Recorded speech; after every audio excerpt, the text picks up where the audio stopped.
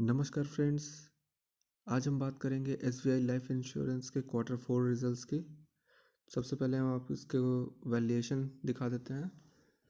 इसका market cap 73,156 crore का है। पीई 54 है। Industry P 60। Book value 75 rupees. ये अपनी बुक वैल्यू से 9.66 टाइम्स ट्रेड हो रहा है।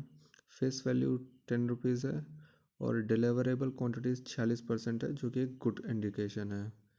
इसमें ध्यान देने वाली बात यह है कि इसका पीई जो है इंडस्ट्री पी से काफ़ी कम है और अर्निंग पर शेयर 13 रुपीज़ है। इसके बाद हम बात करेंगे एक साल के रिटर्न की। तो अगर आप एक साल के रिटर्न को देखेंगे तो ये 10.72% है लास्ट 1 ईयर में। और आज जो है ये अपने प्रीवियस डे से 2.73% हाई है। करंट प्राइस 733 यानी 733 रुपये है। अब हम बात करते हैं क्वार्टरली रिजल्ट्स स्टैंडअलोन बेसिस पे।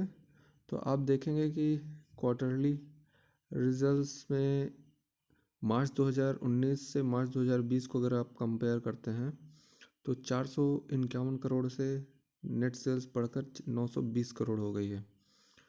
और वहीं अगर आप नेट प्रॉफिट बॉटम लाइन को देखते हैं तो मार्च 2019 में जो नेट प्रॉफिट 457 करोड़ था वह बढ़कर 530 करोड़ हो गया। यह 16% की जंप के साथ। वहीं अगर आप जो है नेट सेल्स की जंप देखते हैं तो 451 करोड़ से 920 करोड़, जो लगभग 100% से भी अधिक सेल्स है। यानी कंपनी ने बहुत अच्छा अपना रिवेन्यू जनरेट किया है। इनकम लाइन इसकी सबसे बेटर है। और अगर आप क्वार्टर वाइज देखते हैं तो दिसंबर 2019 से अगर आप कंपेयर करते हैं तो उसमें भी आप देखेंगे 270 करोड़ से 920 करोड़ और अदर इनकम 1.56 करोड़ से 2.08 करोड़। फिर प्रॉफिट बिफोर टैक्स अगर आप देखते हैं तो 393 करोड़ से 519 करोड़ और नेट प्रॉफिट 389 करोड़ से 530 करोड़। यानी आप किसी भी तरह से देखते हैं तो ये अब तक के इसका बेस्ट परफॉर्मेंस है। तो कंपनी क्वार्टरली बहुत अच्छा कर रही है। इसके बाद अगर हम बात करते हैं बैलेंस शीट की तो टोटल शेयर कैपिटल इसका कांस्टेंट है 1000 करोड़। नेटवर्थ मार्च 2019 में 7,576 करोड़ हो गया है और बढ़कर टोटल डेब्ट ज़ीरो है। और इन्वेस्टमेंट इसने अपना काफ़ी इन्वेस्टमेंट बढ़ाया है, 1,14,000 से बढ़ाकर 1,39,000 करोड़ हो गया है। और अगर आप शेयर होल्डिंग पैटर्न अगर आप राइट साइड में देख पा रहे होंगे, प्रमोटर की जो होल्डिंग है 62.8% इन्होंने कांस्टेंट रखी है। एफआईआई ने अपनी इसमें प्रमोटर होल्डिंग्स बढ़ाई है 23% से बढ़ा के 25.8%। डीआईआई की जो है प्रमोटर होल्डिंग्स कम हुई है।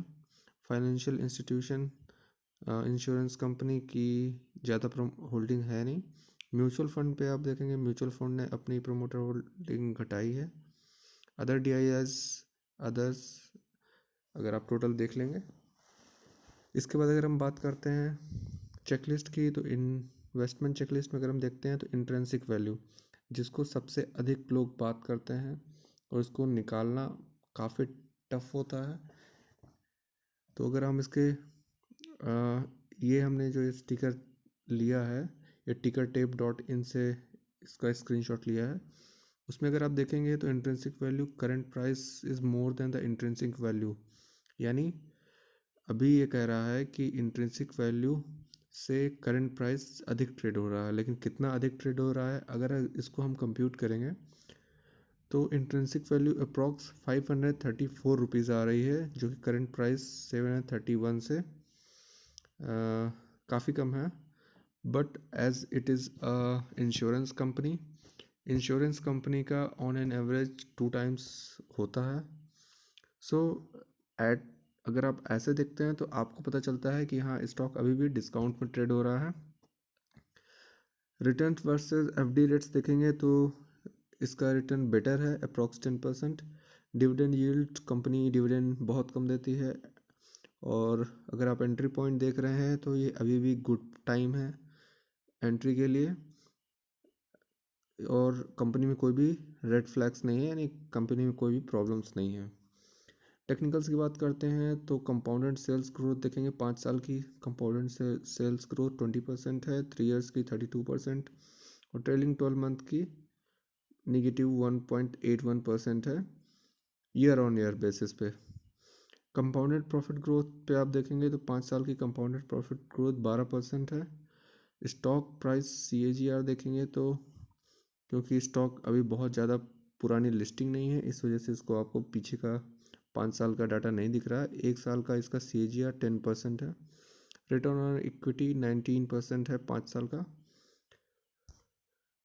अगर हम इसको लास्ट में कंक्लूड करते हैं तो स्टॉक अपने जो है प्राइस पे अगर आप देखेंगे तो ये काफ़ी लो PE पर ट्रेड कर रहा है as compare to industry PE। Net profit इसका इंक्रीज़ हुआ 16%। सेल्स जो है कंपनी की 104% क्वार्टर ऑन क्वार्टर बेसिस पे बढ़ी है। अगर आप इसको कंपेयर करेंगे मार्च 2020 से मार्च 2019 को, तो आप देखेंगे कि इसका जो है सेल्स 104% बढ़ा है। ये एक काफ़ी अच्छा इंडिकेटर है स्टॉक काफ़ी गुड रिटर्न्स देने के लिए। नेक्स्ट पॉइंट आप देखेंगे तो स्टॉक अभी ओवरसोल्ड जोन में है और डेप्ट कंपनी में नील है। कंपनी में कोई डेप्ट की प्रॉब्लम्स नहीं है, कोई मोरेटोरियम की प्रॉब्लम्स नहीं है।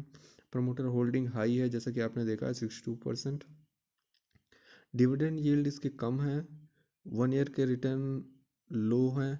बट अगर आप देखते हैं दूसरी कंपनीज को जो नेगेटिव में जा रही हैं उसके कंपैरिजन में SBI लाइफ इंश्योरेंस का रिटर्न एटलीस्ट आपको प्लस पे दिख रहा है, बाकी रिटर्न्स तो आपको बहुत सारे माइनस में दिखेंगे।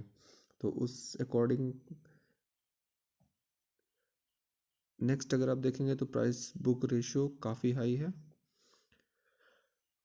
लेकिन इंश्योरेंस कंपनीज के प्राइस टू बुक वैल्यू हमेशा हाई होते हैं, इस वजह से इट इज़ आल्सो ओके।